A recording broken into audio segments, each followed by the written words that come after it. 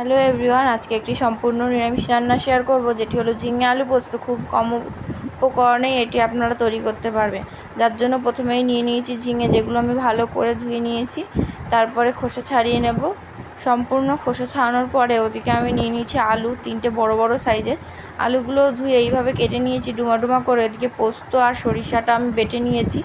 তারপরে কড়াই বসিয়ে দিয়েছি। কড়াই তেল গরম হলে শুকনো লঙ্কা, দারচিনি, 2টো এলাচ, তার মধ্যে 2টো তেজপাতা দিয়ে ফোড়ন দিয়ে তার মধ্যে জিরা ফোড়ন দিয়েছি।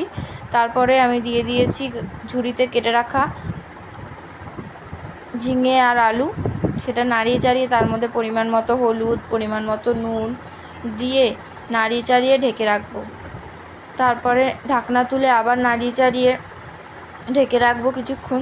তারপরে রান্নাটা যখনই মিডিলে চলে আসবে তার মধ্যে দিয়ে দেবো পোস্ত আর সরিষার যে মিক্সচারটা করে রেখেছিলাম